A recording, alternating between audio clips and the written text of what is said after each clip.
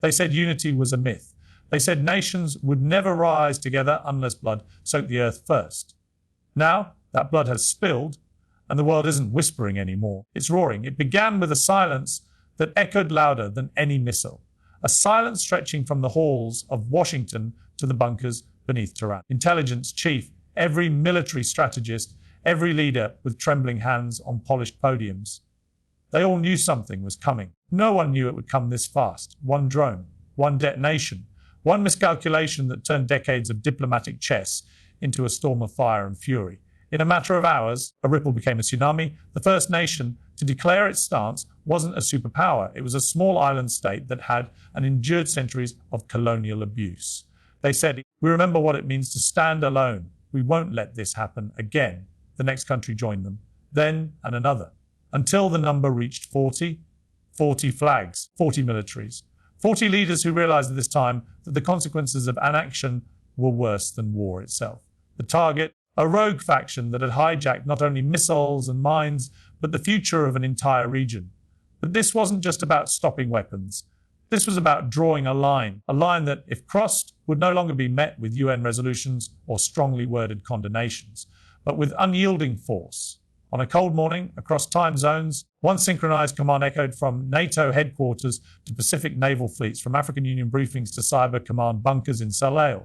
Engage, and so skies darkened. The Mediterranean saw the largest joint fleet deployment since World War II. American destroyers sailed beside Egyptian warships. German tanks rolled in next to Saudi brigades. Pakistani Indian satellites, sworn enemies just years ago, shared intel in real time. Old hatreds froze because a newer, more dangerous fire had to be extinguished. Civilians watched from screens and rooftops. Children in refugee camps clutched radios as the ground shook beneath them. In the heart of Tehran, an opposition broadcast whispered to its pulling, "Don't be afraid. The world is not watching anymore, is acting." Some called it the largest military coalition ever assembled without a world war. But to those who led it, this wasn't war, it was prevention. But unity is fragile, especially when blood has memory. Inside the alliance, not all motives were pure. Some nations joined out of fear, others out of revenge. Intelligence leaks spread like wildfire. Suspicion brewed beneath the surface. The question wasn't whether they could strike. It was whether they could stay together once the first bombs fell. Because wars don't just test armies, they test friendships. And soon the first test arrived. An Allied convoy was ambushed outside Basra. The attackers vanished. The weapons they used, shouldered rockets, encrypted gear, were traced back to a nation that was part of the 40. It sparked outrage, demands for answers. And behind closed doors, one question echoed louder than any siren: had the alliance already been infiltrated? The briefing room inside NATO's Southern Command was dead silent, save for the hum of a projector and the shallow breaths of generals who had seen too many wars and still weren't ready for this one. On the screen, grainy footage played on loop: ambush in Basra, explosions, smoke, screams over static filled radio transmissions. What chilled everyone wasn't the violence, it was the unmistakable make of the weapons, identical to those supplied to one of the member nations in the coalition. The alliance had been compromised, and they all knew it. Inside the room, one voice cut through the fog: "If we don't root this out now, we won't be 40 nations. Will be 40 targets." The man who spoke was General Mahmoud al-Saylah, a respected Arab commander who had spent his entire life navigating tribal loyalties and state betrayal. His words carried weight, not just because of his rank, but because he had once brokered ceasefires where others only saw ashes. But this wasn't a ceasefire, this was a storm. In Washington, President Warren addressed the American people from the Oval Office. "We did not enter this alliance to wage war. We entered it to preserve peace. Peace does not survive when cowards use allies as shields. We will uncover the traitors, no matter the cost." Meanwhile, in London, Prime Minister Blackwell convened an emergency intelligence summit. Cyber teams poured over terabytes of battlefield data. In Paris, drones were routed to monitor the rogue nation suspected of betrayal. And in Tel Aviv, Mossad agents were already deep undercover, planting the seeds of truth or deception. For the soldiers on the ground, truth didn't matter. Only survival did. In Syria, the coalition's Joint Strike Unit, comprised of elite operatives from Turkey, France, Morocco, and South Korea, executed a night raid on a suspected weapons cache. The intel was the resistance was not. Booby traps detonated. The floor collapsed. A South Korean lieutenant lost his legs. A Moroccan medic dragged him out, bleeding and blind, as air support thundered overhead. What they found inside the compound changed everything. Documents, stamped not in Arabic, not in Farsi, but in Cyrillic. Russia, the name no one had spoken since this conflict began. The next day, the alliance was on fire, not from bombs, but from paranoia. Some claimed it was a setup. Russia was being framed to fracture the coalition. Others believed Moscow was using proxies to spark chaos to divide and conquer. Moscow itself remained eerily quiet. And in that silence, something darker festered. The people. Across Europe, protests erupted. Not our war, they chanted. Bring our troops home. In Indonesia, the capital saw its largest anti-war demonstration in decades. Even in Washington, crowds flooded Pennsylvania Avenue, waving placards that read peace through strength, not war through fear. But far from the microphones and the marches, in a bunker buried beneath Geneva, the alliance's leadership met behind reinforced steel and secrecy. A new plan was laid out, not just to strike, but to isolate Operation Black Ribbon. Would cut financial lifelines, freeze assets, expose backdoor deals, and publicly shame any nation or figure found aiding the enemy. And it worked too well. Within 48 hours, 3 governments fell. One African president fled to Dubai. A Gulf prince was found dead in a hotel in Istanbul, a needle in his arm and a secret file in his briefcase. International banks began hemorrhaging.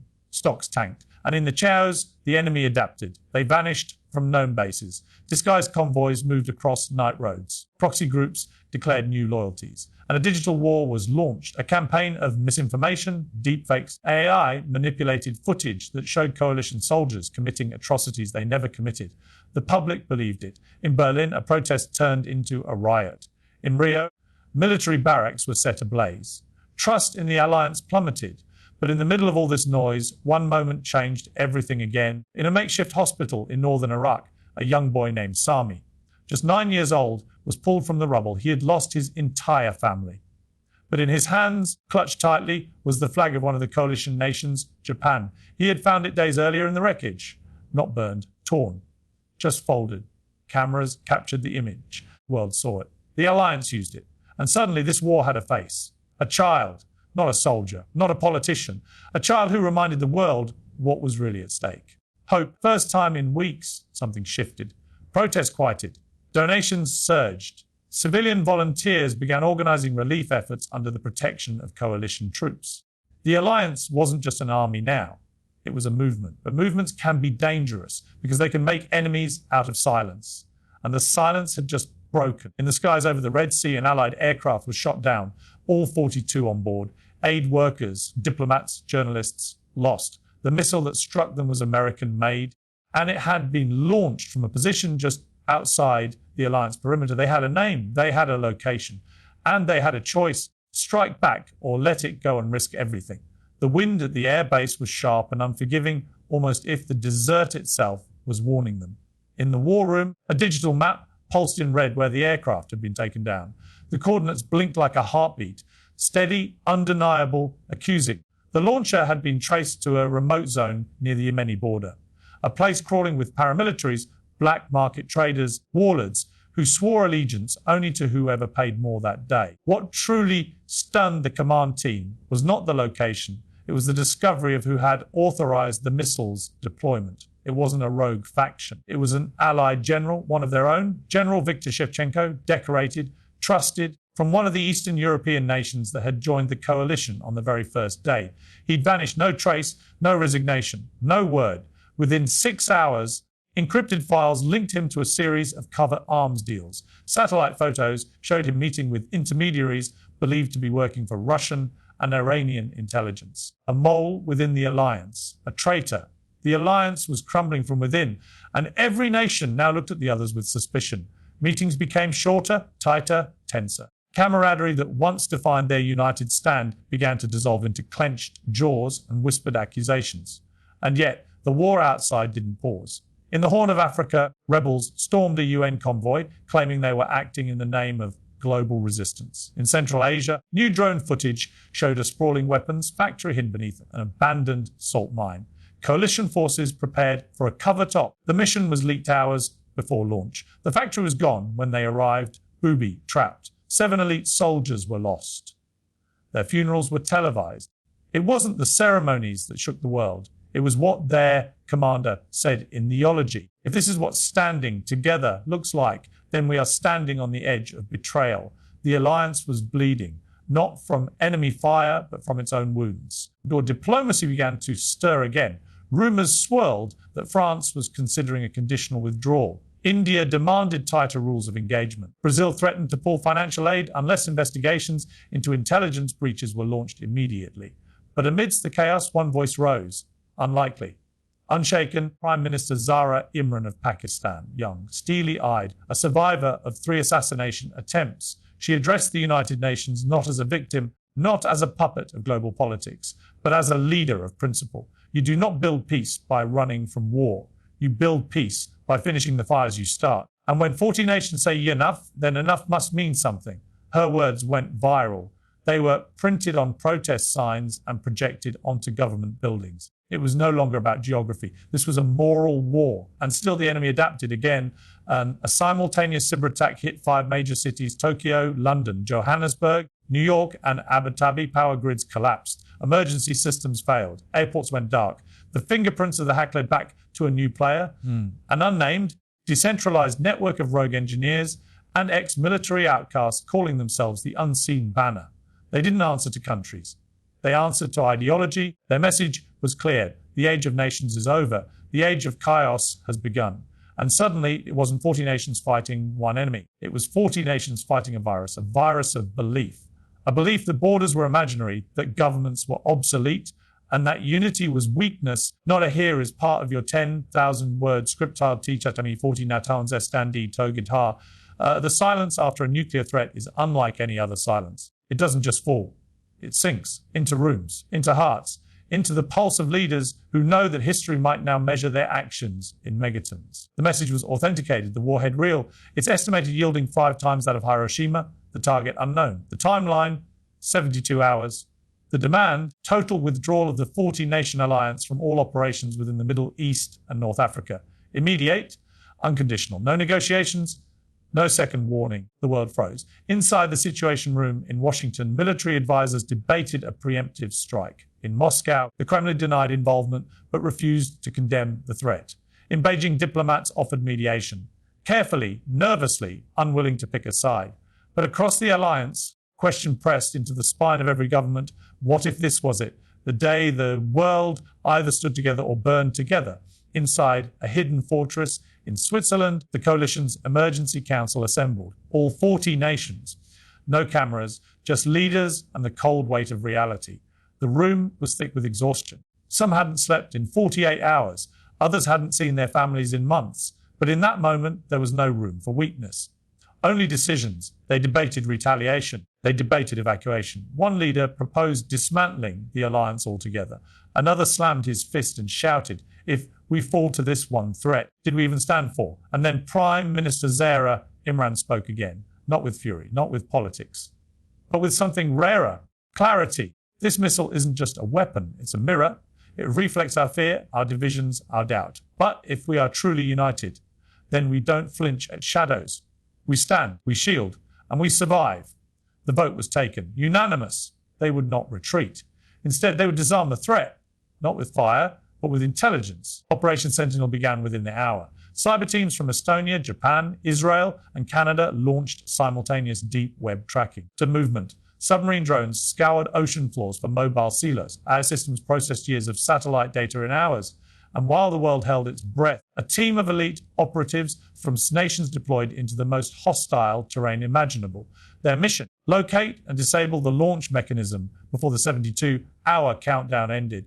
They called them the last line. Their path led them through scorched fields, abandoned tunnels, and Walled-controlled outposts. They spoke 7 languages among them. They carried no flags, only coordinates and resolve. Back at HQ, time drained fast, 48 hours left, the 36. And then contact, a hidden launch rig buried beneath a salt flat, camouflaged under decoy generators, guarded by a militia trained not in military schools, but by ghosts of old Cold War alliances. The firefight was brutal. One operative fell, then another. But they got through, and when they reached the missile chamber, what they found sent a shockwave through the entire alliance. The warhead was a fake, a bluff, a rusted shell filled with scrap metal and outdated circuitry. But the threat wasn't a lie. It was a test, a trap to see if the alliance would break itself from within before ever being attacked. And they hadn't. They'd held.